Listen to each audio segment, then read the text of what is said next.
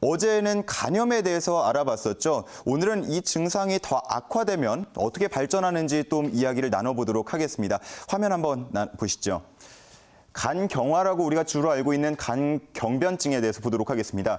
만성적인 염증으로 인해서 정상적인 간 조직이 섬유화 조직, 그러니까 좀 딱딱해진다는 거죠. 바뀌어서 간 기능이 저하되는 걸 말하고요. 자, 다음 화면 한번 보시죠. 자, 이번에는 원인을 볼 텐데요. 과도한 알코올 섭취, 만성 바이러스성 감염, 또 자가 면역 질환이나 비알코올성 지방간, 유전성 질환 등이 원인이 될 수 있다고 하는데요. 자, 일단 최정은 원장님께 좀 여쭤보도록 하겠습니다. 정상적인 간에서요, 이 간암까지 가는 과정을 좀 설명해 주실까요? 네. 간은 굉장히 우리 몸에서 많은 일들을 하고 있는데요. 해독작용, 면역작용, 또 혈장 단백질을 만들어내는 아니면 물질대사, 에너지대사, 여러 군데 이렇게 많은 일을 하고 있는데 이런 간이 간 조직에 염증이 생기면 어제 이제 방송했었던 간염이 되는 건데요. 간염 증상이 6개월 이상 지속되고 치료되지 않고 간세포가 계속 파괴됐다, 재생됐다 이런 게 반복되는 과정이 이어진 것을 만성간염이라고 합니다. 근데 만성간염은 앞에서도 설명했지만 바이러스나 아니면 알코올, 약물, 아니면 자가면역 질환 이런 것 때문에 간염은 발생할 수 있는데요. 이렇게 만성간염이 치료되지 않은 채로 계속 간세포가 괴사되고 또 이게 계속 반복이 되면은 간세포가 죽은 자리를 교원질이라고 하는 시멘트 물질이 채우게 됩니다. 그래서 간이 딱딱해지고 이런 거를 간 섬유화라고 하고요. 한마디로 비가역적인 변화가 생긴 것인데 이런 자리에서도 간세포는 계속 증식을 하니까 간세포들이 계속 증식을 하면서 덩어리를 이루게 됩니다. 그게 바로 결절인데요. 이거를 재생결절이라고 하고 이렇게 간 섬유화가 진행이 되고 재생결절이 형성이 된 상태를 바로 간경변이라고 합니다. 그래서 간이 이렇게 울퉁불퉁해지고 좀 딱딱해진 양상이 되는 건데 간 같은 경우에는 간세포의 20%만 있어도 간이 재기능을 할 수가 있어요. 그런데 그렇기 때문에 간경변 초기에는 별다른 증상을 나타내지 않는 환자들이 훨씬 많습니다. 그런데 간이 이렇게 심하게 많이 간세포가 손상이 되고 간 조직이 망가지게 되면은 결국에는 간이 온전히 재기능을 하지 못하는 간 부전으로 빠져서 사망의 위험률도 굉장히 높아지고요. 간 경변의 경우에는 한 10에서 30% 정도는 간암으로 진행이 되는 다고 보고가 되고 있습니다. 따라서 이렇게 간염, 만성 간염, 그리고 간 경변에서 간암까지 이어지는 경과로 간이 점점 안 좋아지는 경과를 밟을 수가 있으니까 간 질환이 있을 때에는 반드시 치료 관리에 많은 신경을 쓰셔야 합니다. 네, 이렇게 정상적인 간에서 간암까지 가는 크게 나눠서 4단계의 과정에 대해서 좀 알아봤습니다. 그 가운데 간염은 어제 좀 원인 같은 거를 살펴봤는데요. 이번에는 그 다음 3단계죠. 간경변증에 대한 원인을 좀 알아보도록 하겠습니다. 안상훈 원장님께서 설명을 해주실까요? 네, 사실은 간경변증은 간염 단계에서 좀 더 그 증상이 악화된 걸로 볼 수가 있죠. 그래서 가장 큰 원인 중에 하나는 이제 과도한 음주입니다.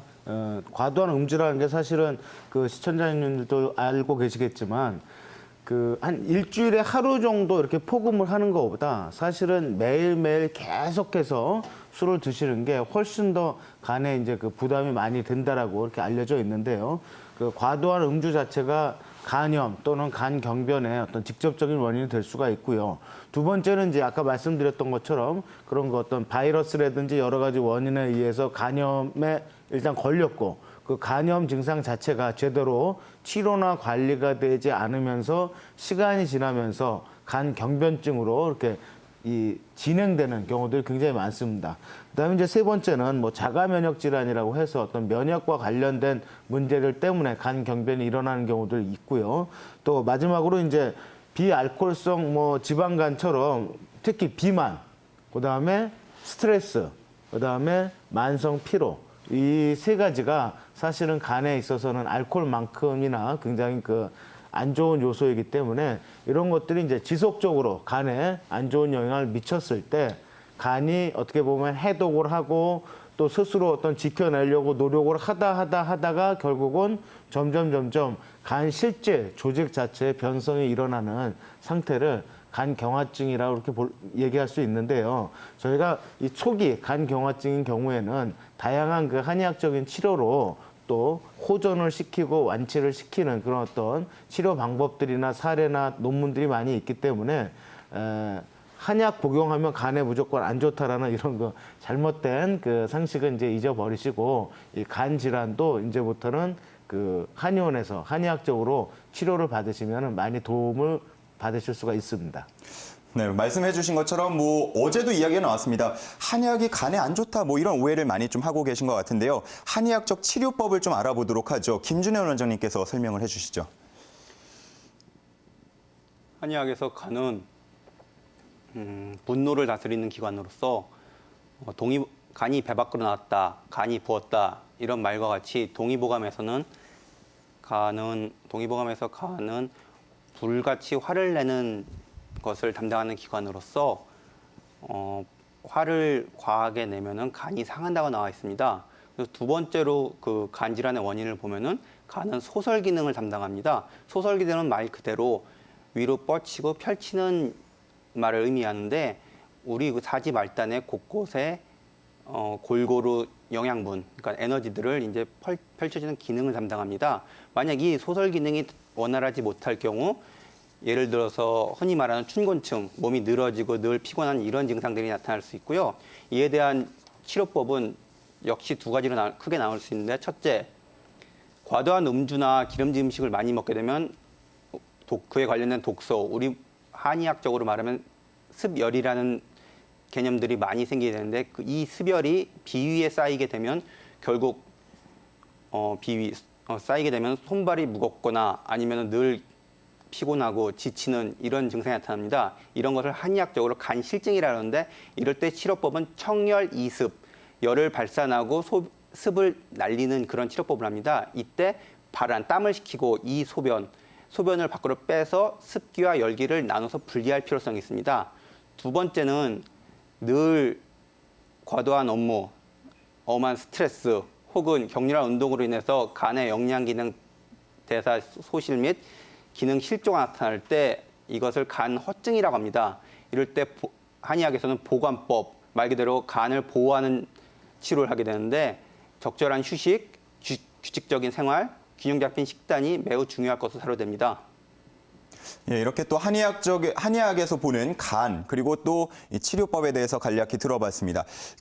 건강한 의사와 함께 하실 분들은요 022000-4959로 지금 시청하시면서 바로 전화를 주시면 좋겠습니다. 자, 이번에는 김지영 원장님 이야기도 들어보도록 하겠습니다. 혹시 더 해주실 말씀 있을까요? 네. 보통 간은 우리 몸에서 혈액들이 굉장히 많이 모이는 곳이고요. 그 조직이 굉장히 부드러울 때 정상적인 혈액순환을 통해서 여러 가지 정상 기능을 할 수 있습니다.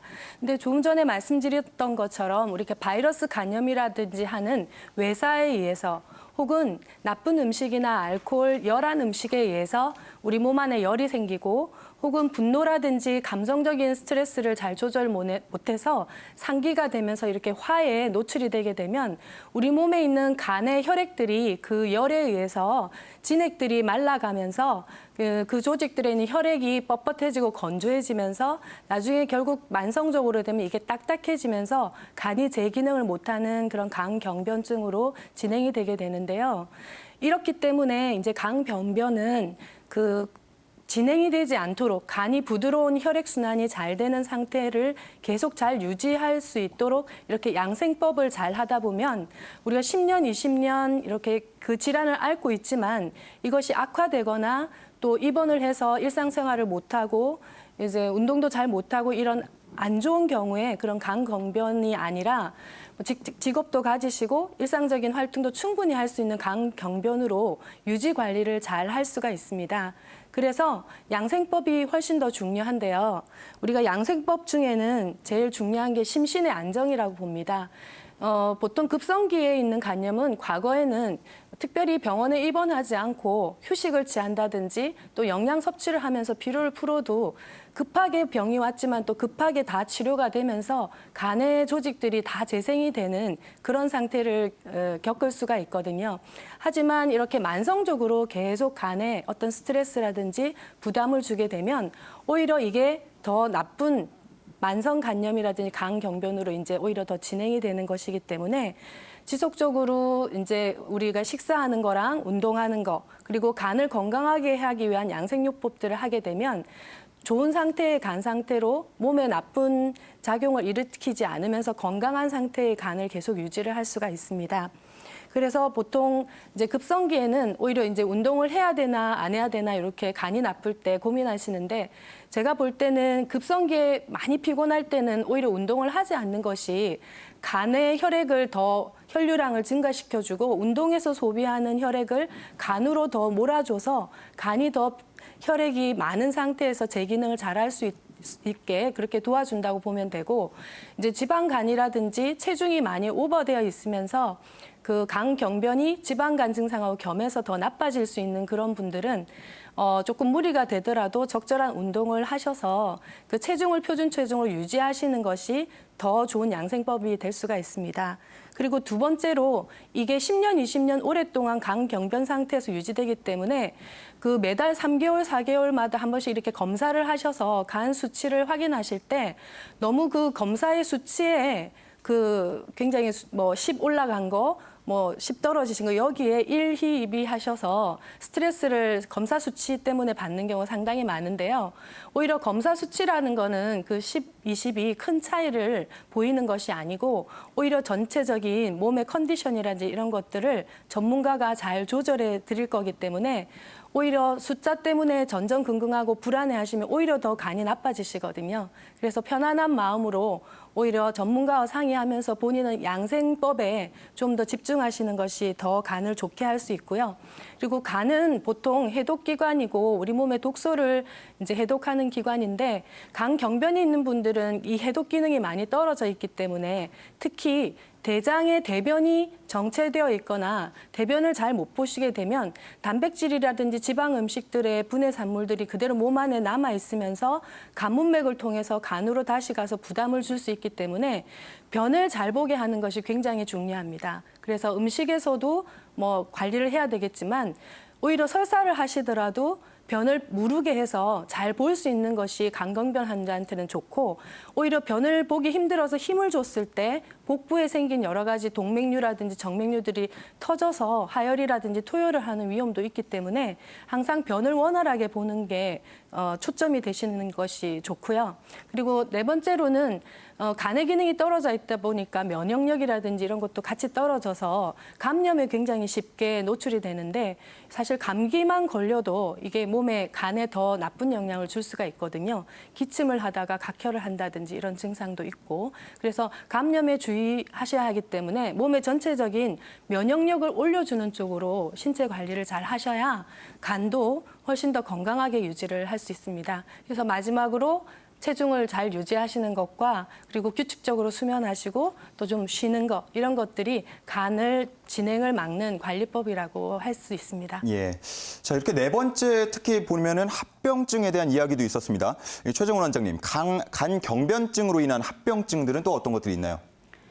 네, 이제 대표적인 것이 위장, 소장, 대장에서 혈액이 신장으로 바로 들어가는 게 아니고요.